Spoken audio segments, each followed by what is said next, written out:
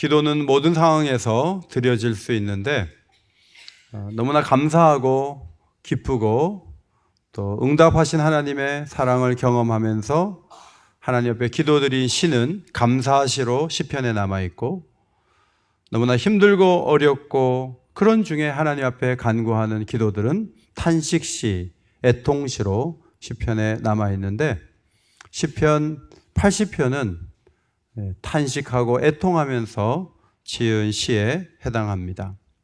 지난 금요일에는 유다 땅 예루살렘이 무너진 것을 배경으로 한 탄식시 79편을 보았고, 오늘 이 80편은 북왕국 이스라엘이 무너진 것을 인하여 하나님 앞에 탄식하며 기도했던 그런 시로 우리가 오늘 살펴보고자 합니다. 핵심 구절은 7절과 19절인데 오늘 읽지 않았는데 7절을 앞에 보시고 한 음성으로 읽겠습니다. 시작. 만군의 하나님이여 우리를 회복하여 주시고 주의 얼굴에 광채를 비추사 우리가 구원을 얻게 하소서. 하나님 앞에 회복을 구하면서 주의 얼굴에 광채를 비춰주십시오. 그 빛을 비춰주시면 우리가 구원을 얻습니다. 회복될 수 있습니다. 이런 믿음을 가지고 기도를 드렸습니다. 그 기도가 구체적으로 8절부터 이렇게 새로운 표현으로 이어지고 있는데, 8절에는 하나님께서 한 포도나무를 애굽에서 가져다가 가나안 땅에 심으셨음을 고백을 하였습니다. 포도나무와 포도원, 이스라엘을 상징하는 대표적인 상징들입니다. 이 포도원 사진을 보시면요, 일조량이 많고 공기도 잘 통하고 밤에 습기가 많아야 산월이나 경사진 산 기슭에서 이렇게 포도원 농사를 잘 지을 수가 있는 거죠. 사진 띄워주실래요? 포도원을 조성하기 위해서는 먼저 돌을 가려내고 땅을 평탄하게 한 다음 배수로를 만듭니다. 그리고 주변에 가시 울타리를 쳐서 짐승들의 공격을 막습니다.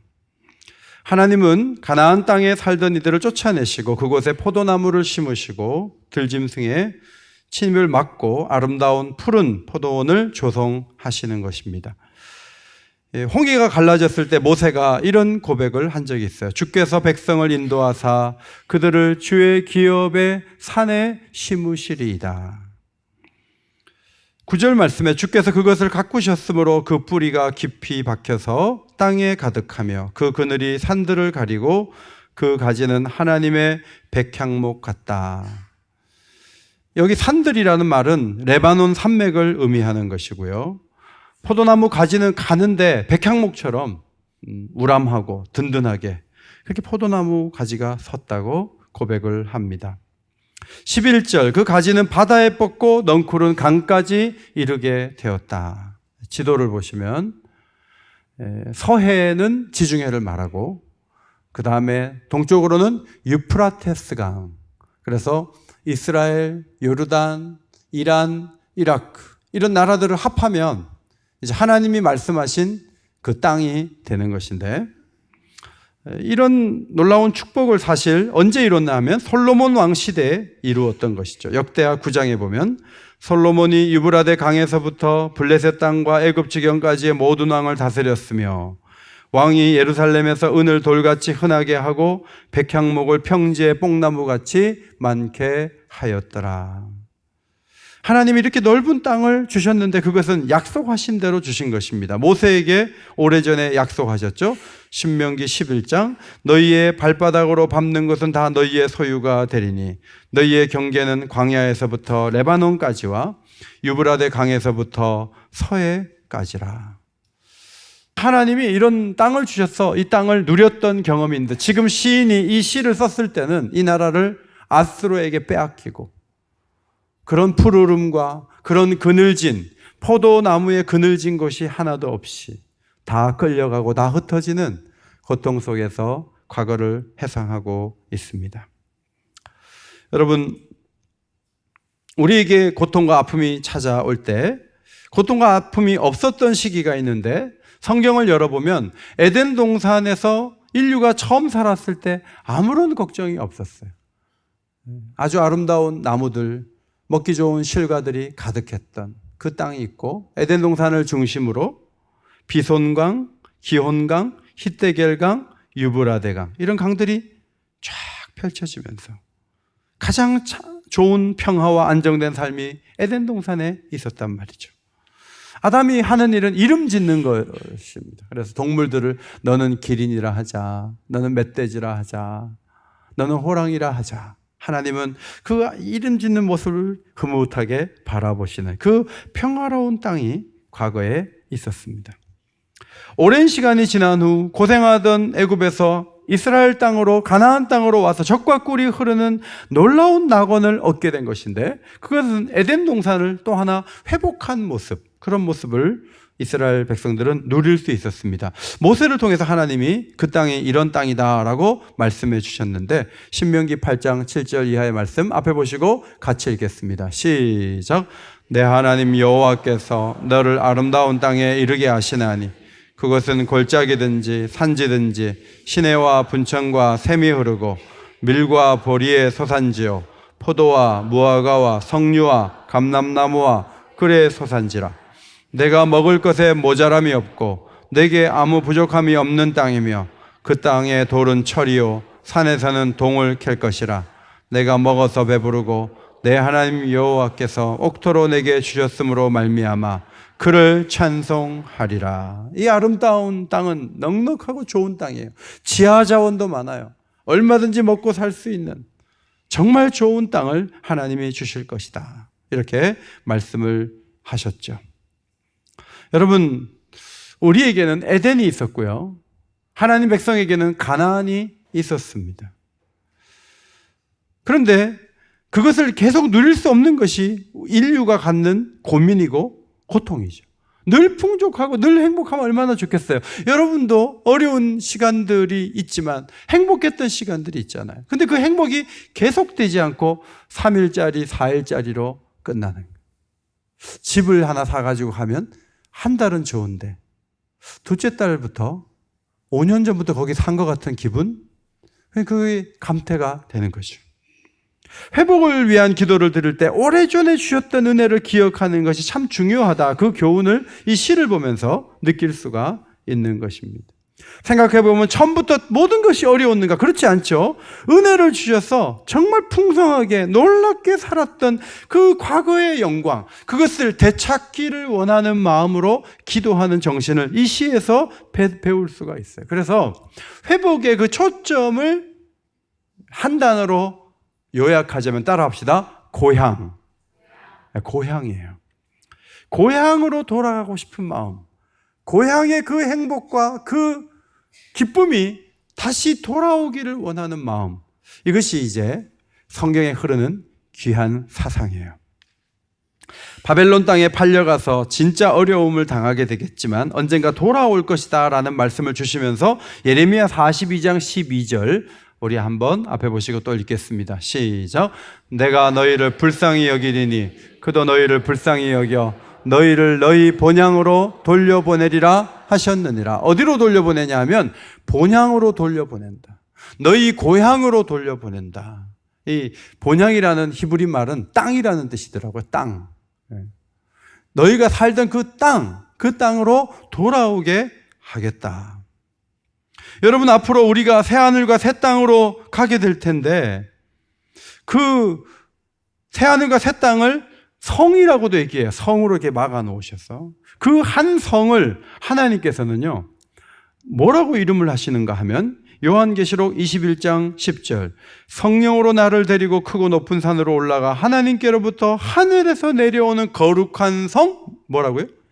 예루살렘. 아니 예루살렘은 맨날 공격당하고 힘들었는데 좀 새로운 이름을 지어주시는데 지어준다 할지라도 새 예루살렘.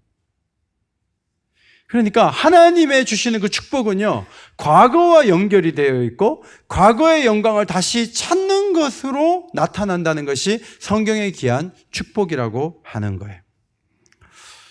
한 포도나무를 애굽에 가져다가 심어서 뿌리가 박혀서 땅에 가득하고 그 그늘이 산들을 뒤덮고 그 가지가 뻗고 바다까지 뻗고 넝쿨이 강까지 미친 시기가 있었습니다. 하나님. 그런데 지금은 그렇지 않습니다. 근데 회복시켜 주십시오. 이렇게 기도하잖아요. 우리도 이 한반도를 이렇게 생각해 보면 하나님이 교회들에게 복을 주신 때가 있었잖아요. 일제치하에서 사경회를 하면 월요일부터 토요일까지 했다는 거예요.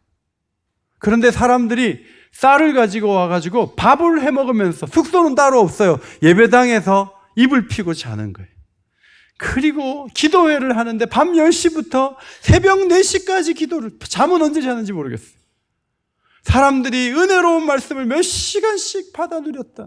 정치적으로 너무나 암울하고 힘들었는데 영적으로는 부흥이 돼가지고 얼마나 하나님이 은혜를 주시고 놀라운 일들이 일어나고, 지금은 애들이 부족해가지고 애들을 모으는데 힘든데 옛날에는요 어린이 전도 너무 쉬웠어요. 북하고 호랑이 이렇게 옷만 있으면 돼요. 북치면서 쫙, 다음에 애들이 쫙 따라와서 말이 필요 없어요. 호랑이 한 마리 보고 그냥 다 교회로 또 들어와요. 그래갖고 층마다 애들이 넘쳤어요.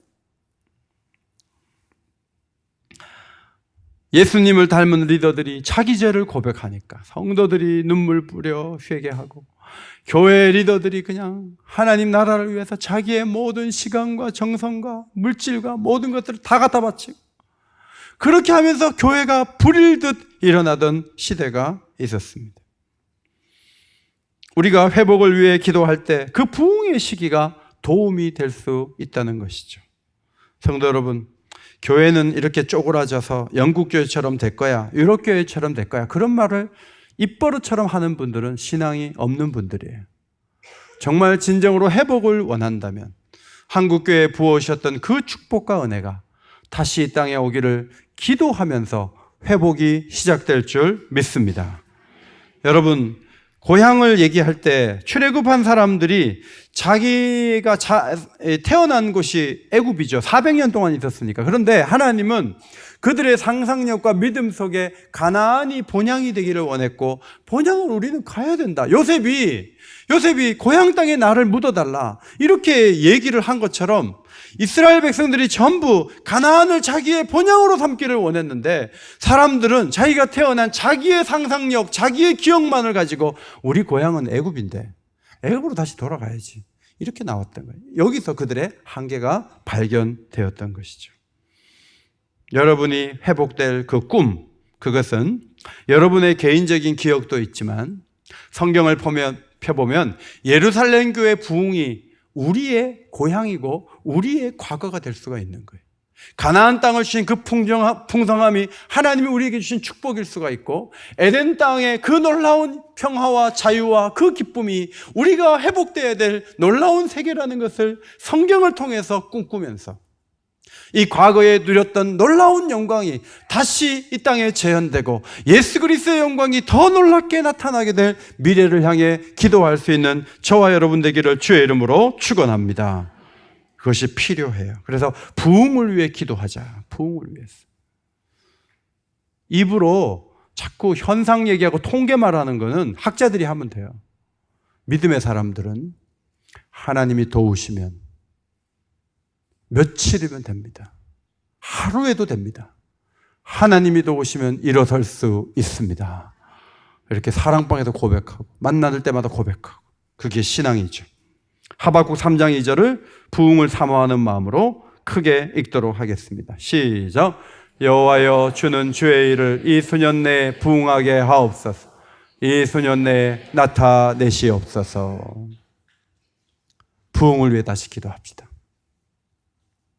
제가 처음에 사역을 시작할 때 한 달 3일 기도에 300명까지 나왔어요. 300명. 그때 자리가 밑에 층에 모자라가지고 얼마나 많이 왔는지.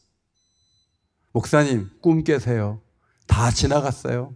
이제는 그런 일은 없을 거예요. 이렇게 말하는 불신앙의 사람들이 있으면 안 돼요. 내일 아침에 300명을 채우세요. 아멘. 한번 100명 모여봅시다. 여러분, 오이코스 전도 축제할 때 한 1000명이 와봐요. 여러분이 속에 이 신앙이 꿈틀꿈틀 살아오른다니까요. 이 자리에 기도로 300명을 한번 채워봐요. 그러면 여러분, 하나님이 부흥을 주지 않겠어요? 기도하는 사람들이 먼저 있고 부흥이 되는 것이지, 기도하는 사람 다 잠자고 있는데 부흥을 주세요? 그렇지 않아요. 다시 부흥을 꿈꾸고 하나님 앞에 나와서 기도하며 하나님의 역사를 경험하는 주의 백성들이 되시기를 주의 이름으로 축원합니다. 이럴 때 아멘을 안 하면서 내일 아침에 안 나오려고 하시는 분들이 계세요. 일단 아멘 해놓고 그리고 도전해야 되죠.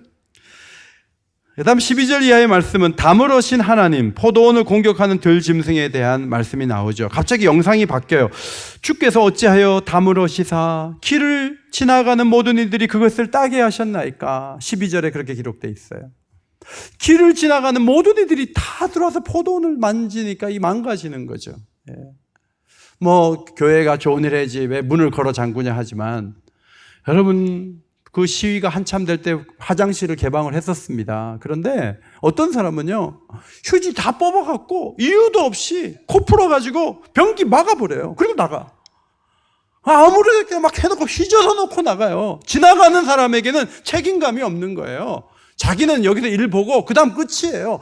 지나가던 이방인들이 다 들어와서 이스라엘을 집적거리면서 완전히 황폐화시켰어요. 13절, 숲속의 멧돼지들이 상해하며 짐승들이 먹나이다. 쑥대밭을 만들어요. 상해한다, 개걸스럽게 먹으며 초토화시킨다. 앞에 사진 보시면 멧돼지가 배추밭에 들어가서 다 젖어 놓은 모습이에요.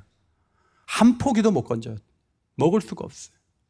이스라엘 백성의 형편이 저러했다 하는 거예요. 하나님, 왜 당신이 조성한 포도원에 담을 허무시고 멧돼지가 들어오게 하고 지나가는 자들이 다 이렇게 망가뜨리도록 허락하셨습니까? 이 시편 80편에는 하나도 그 이유가 나와 있지 않아요. 근데 성경을 읽어보면 간단하죠. 레위기 26장, 너희가 내게 청종하지 아니하여 이 모든 명령을 준행하지 아니하며 내 규례를 멸시하며 마음에 내 법도를 싫어하여. 여러분, 하나님 말씀을 싫어하지 마세요. 하나님 말씀을 사랑하세요. 말씀을 지키는 것을 기뻐하세요. 모든 계명을 준행하려고 하세요. 그렇지 않으면 하나님이 보호막을 거두어 버려요. 우리가 평화롭게 살아가지고 미군이 떠나는 건 괜찮지만 우리 스스로 요청해서 미군이 떠나고 위에서 내려오면 그것은 우리가 망하는 길로 가는 거잖아요. 담이 무너지면 그 다음에는 크고 무서운 일들이 벌어진다는 걸 의미해요. 그러므로 하나님 앞에 청종하고 말씀대로 살아가는 사람이 되는 것은 매우 매우 중요하다 하는 거예요. 북왕국이 무너지고 남왕국이 무너진 이유는 하나님 법을 지키지 않아서. 왜 에덴 동산을 잃어버렸습니까? 선악과 따먹지 말라는 그 단순하고 그 작은 명령을 지키지 않으니까. 왜 가나안 땅을 잃어버렸습니까? 하나님 법을 무시하고 다른 신을 섬기고 교만하고 자랑했기 때문에 그래요. 성도 여러분, 여러분의 삶 속에 하나님 말씀을 사랑하고 지키며 삽니까? 아니면 하나님의 진노와 징계를 불러오는 불순종으로 일관되게 살아갑니까? 원수마귀는 우리의 약함을 알고 늘 참소하고 정죄하고 고발하죠. 야, 네가 그러고서도 교인이야? 너 내가 잘못한 거 내가 다 봤어. 너는 큰일 나 이제. 너는 하나님의 징벌의 대상이야. 막 이렇게 얘기를 하는 거죠. 근데 바울이 말하기를 하나님이 우리를 위하시면 누가 우리를 대적하리요? 하나님 우리를 위해 주시려고 그래요. 우리가 잘못하고 어렵지만 회개하면 깨끗하게 용서해 주시고 우리가 잘 되도록, 우리가 은혜의 길, 평안의 길을 걸어가도록 우리에게 복 주시고자 하시는 것이 하나님의 중심이라는 사실을 믿으시기 바랍니다. 하나님은 택하신 자들을 의롭다 하십니다. 예수님은 하나님 보좌 우편에서 우리를 위해서 간구하십니다. 엄청난 영적인 보장과 담이 우리에게 주어져 있다는 것을 말씀해 주고 있습니다. 문제는 우리가 하나님의 법대로 살아야 돼요. 하나님 법대로 살지 않고 우리 마음대로 살면 어떤 어려움이 우리에게 올지 모르는 거예요. 문제는 우리가 하나님 법을 별로 지킬 능력도 없고 좋아하지도 않고, 그래서 하나님은 성령을 우리에게 보내셔서 로마서 8장 4절 그 영을 따라 행하는 우리에게 율법의 요구가 이루어지도록 이끌어 주셨습니다. 성령은 생명과 평안의 영이에요. 그래서 생명과 평안을 누릴 수 있는 길로 우리를 이끌어 가시는 거죠. 말씀을 지키기 어렵지만 성령이 충만하면 말씀 지키는 것이 즐거움이에요. 죽지 못해서 교회 온 게 아니에요. 기쁨으로 교회에 나오게 하시고 기도하게 하시고 하나님 원하는 일들을 다 할 수 있도록 도우시는 분은 우리 안에 계신 성령님이시죠. 지난주 수요일 날 80대가 되신 권사님을 신방 갔어요. 그 권사님이 제게 이런 말씀을 하셨어요. 김영철 원로 목사님께서 구역장 교육할 때 구역원들만 위해 기도하지 말고 구역원들 애들 위해서도 기도해라. 그렇게 가르쳤다는 거예요. 그래서 권사님이 기도할 때 구역원들 위해 쭉 기도하는데 이름만 부르지 않고 그 기도 제목을 놓고 깊이 기도하고 그 애들의 그 꿈도 듣고 기도 제목도 듣고 해서 그걸 기도하고 기도하다가 눈을 뜨면 다 집에 가고 엎드려요. 그런데 하루만 그렇게 한 것이 아니고 그분이 이사 가는 날까지 그 자리를 지키면서 계속 기도를 했다는 거예요. 그게 기도의 사람이 되고 영성의 사람이 된 거예요. 제가 그 얘기를 들으면서 이것은 성령의 역사다. 그 생각이 들어요. 아니 그 얘기를 그분만 들었겠어요? 수많은 권사님들이 기도하라는 얘기를 얼마나 많이 들어요. 그런데 많은 분들이 그렇게 안 하는데 그분은 목사님이 거기까지 기도하라고 했으니까 내가 기도해야지라고 순종을 하면서 이사 가기 전까지 기도의 자리 끝까지 남아가지고 기도를 하셨단 말이죠. 여러분 성령은 뭔가 유익하고 의로운 일을 행할 때 그것을 기쁨으로 감당하도록 지속적으로 감당하도록 우리를 도우시는 영이라는 사실을 믿으시기 바랍니다. 이것이 성령의 역사예요. 성령은 뭐 굉장히 놀라운 불이 막 돼가지고 막 열기가 있고 그런 쪽으로만 생각하지 마시고 하나님 말씀을 대하는 태도가 너무너무 좋고 말씀대로 살아가는 게 기쁨이고 하나님 말씀에 순종하려고 했어. 이게 성령이 우리에게 오셔서 일으키는 변화라고 하는 것이죠. 예수 그리스도께서 나타나실 때 너희에게 가져다 주실 은혜를 온전히 바랄지어다. 이렇게 베드로전서 1장 13절에서 베드로 사도가 권면한 후에 14절을 권면합니다. 14절 같이 읽겠습니다. 시작. 너희가 순종하는 자식처럼 전에 알지 못하던 때에 따르던 너희 사욕을 본받지 말고. 자, 이제는 순종하는 자식이 되어서 하나님 모를 때 하던 그 사욕을 따라 살지 말라. 사욕이라는 말은요, 과거에 동경하고 갈망했던 것들을 말해요. 옛날에 예수 모를 때 갈망했던 그런 것들을 더 이상 갈망하지 마라.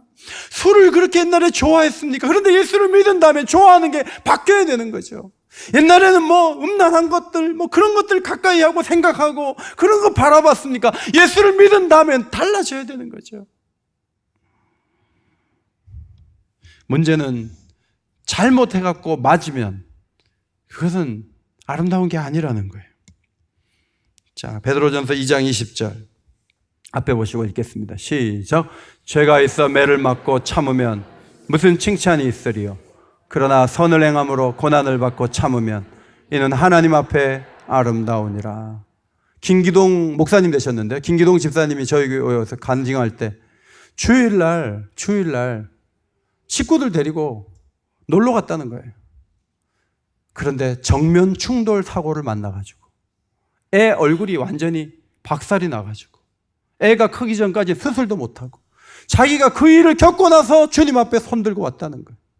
죄가 있어 매를 맞고 참으면 무슨 칭찬이 있으리요. 그러나 선을 행함으로 고난을 받고 참으면 이는 하나님 앞에 아름다우니라. 여러분에게 다가온 고통이 있습니까? 그것이 여러분이 하나님 법도를 어겨서 온 고통입니까? 그렇다면 그것은 자랑할 만한 것이 못 돼요. 그러나 선을 행함에도 불구하고 고난이 있고 어려움이 있습니까? 조금만 더 참으세요. 여러분은 아름다운 사람들이 되는 거예요. 고난의 두 종류가 있다고 베드로 사도가 이야기합니다. 앞에 사진을 보시면 1995년 구미공장, 삼성전자 구미공장에서 화형식이 있었는데 직원 2,000명이 보는 앞에서 15만 대 휴대폰을 불태웠어요. 이런 불량품이 자주 나오는 이런 휴대폰, 이 중에 어떤 건 정상이고 어떤 건 불량품인데 다 불태운다. 앞으로 이런 제품을 우리가 만들지 않겠다.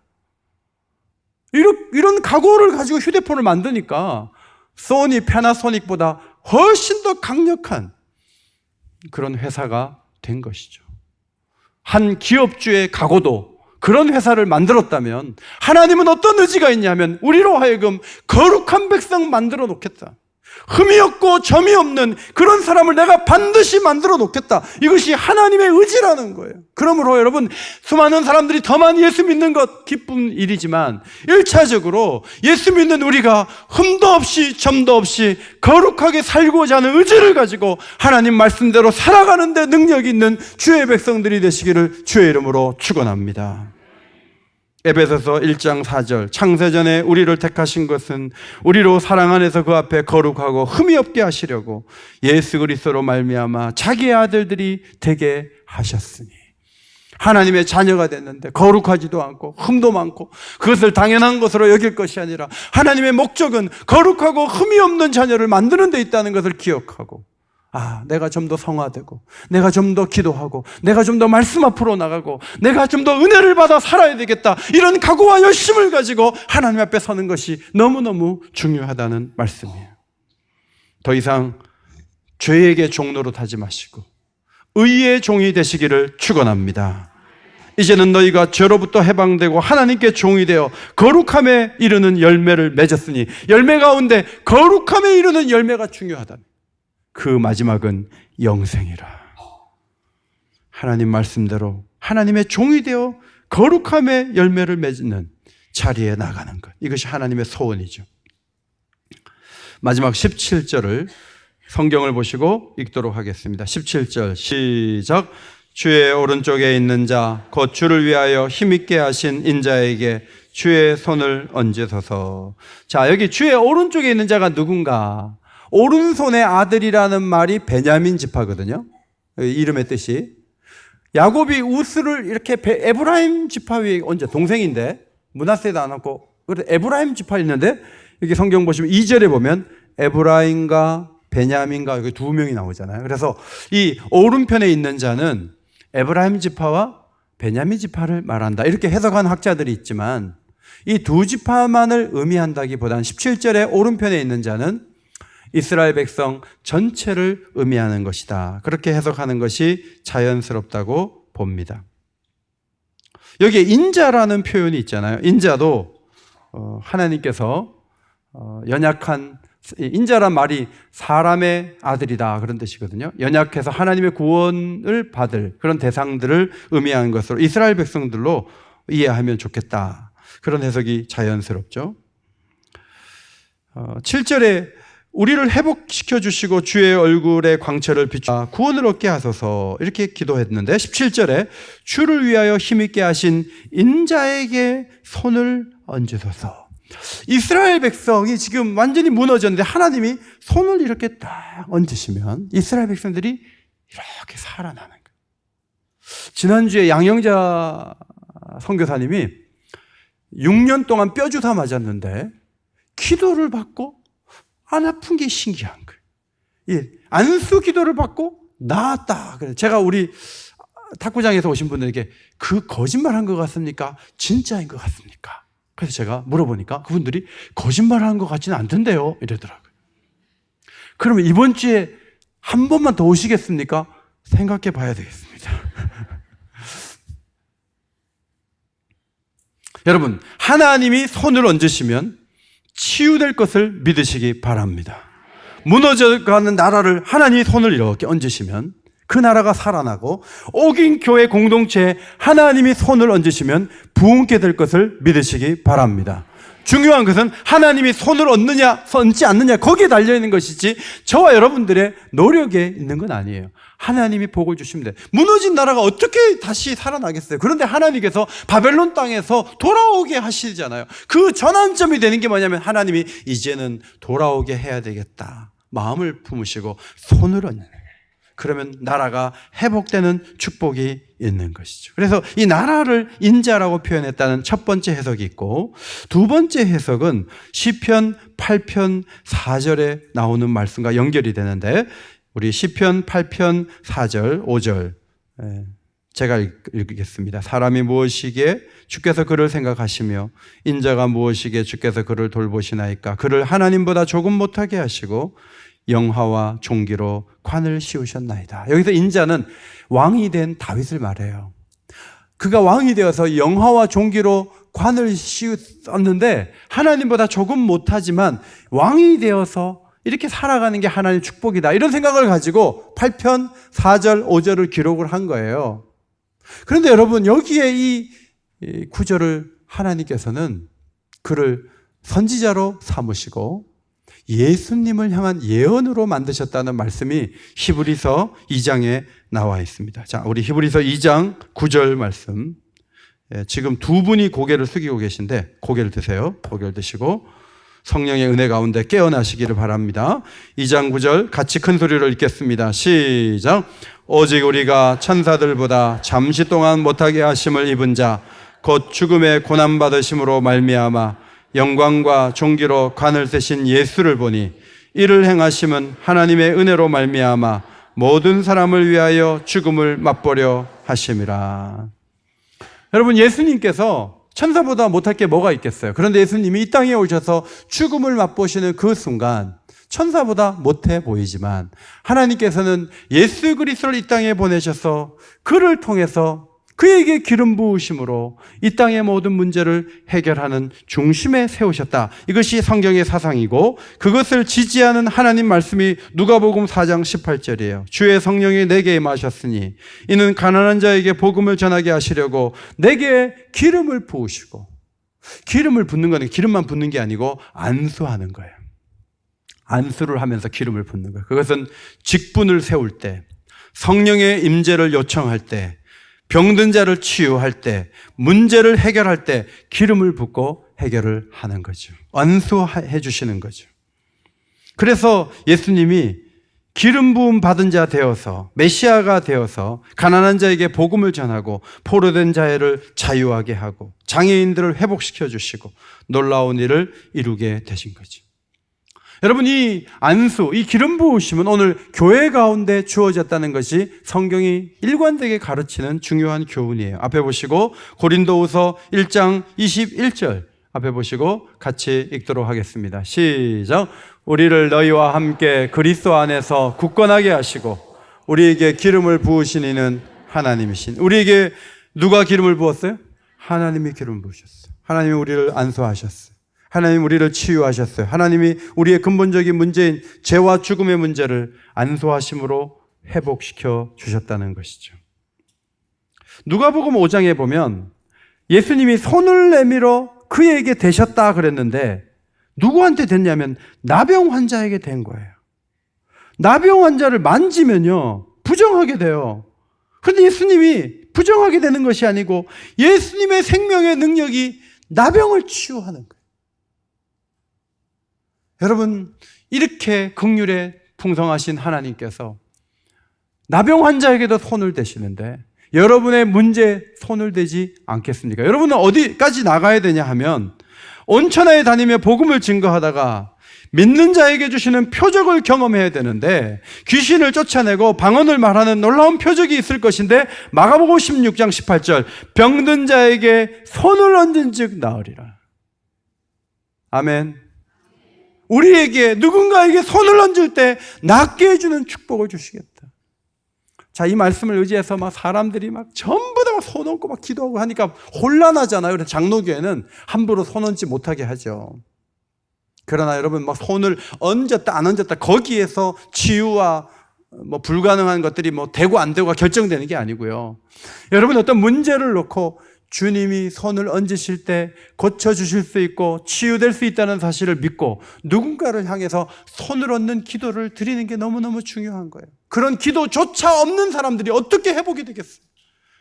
이 현실과 또 고통하는 개인과 이 사회를 위해서 손을 얹어 기도할 수 있는 마음을 가진 자들이 불일듯 일어날 때 이 사회가 회복될 줄 믿습니다.